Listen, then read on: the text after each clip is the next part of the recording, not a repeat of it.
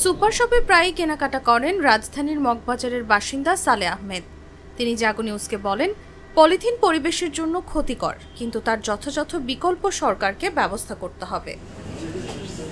যেখানে চাল ডাল চিনি এরকম প্রতিটি পণ্যের জন্য একটা করে পলিথিন দরকার হয়, সেখানে হঠাৎ করে এত ব্যাগ থাকবে কিনা সেটা একটা বিষয়। ব্যাগের দাম বেশি পড়বে সেটাও ক্রেতাকে দিতে হবে, আবার ব্যাগ কতদিন টেকসই হবে এসব বিষয়ও আছে। এদিকে সুপার শপ থেকে ক্রেতাদের মুঠোফোনে খুদে বার্তা পাঠানো হচ্ছে। এতে বলা হচ্ছে, সরকারি নির্দেশনা অনুযায়ী 1 অক্টোবর থেকে কেনাকাটা করতে নিজের পরিবেশ বান্ধব ব্যাগ নিয়ে আসার জন্য অনুরোধ জানানো হচ্ছে।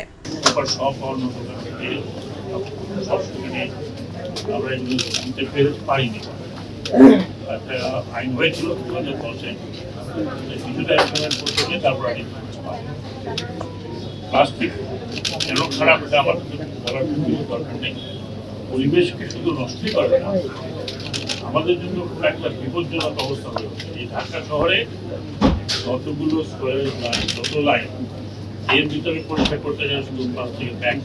এই কারণে সামান্য কিছু বিষয়ে ঢাকা শহর তলিয়ে শুধু ঢাকা শহরই না, আমাদের বুড়িগঙ্গা নদীর তলদেশে যেগুলো আছে সেগুলো বিশ্বব্যাপী প্লাস্টিক বর্জনের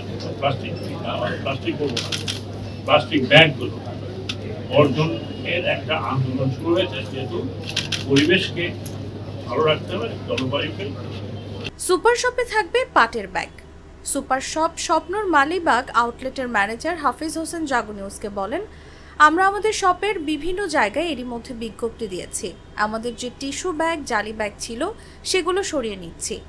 পরিবেশ অধিদপ্তর থেকে পাটের তৈরি বিভিন্ন আকৃতির ব্যাগ দেওয়া হয়েছে, যার মূল্য 6 টাকা থেকে 17 টাকা পর্যন্ত।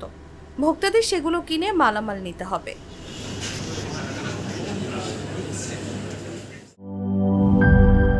শিয়া বাটার ও ভিটামিন ই সমৃদ্ধ lily glam beauty soap. Lily, always beautiful.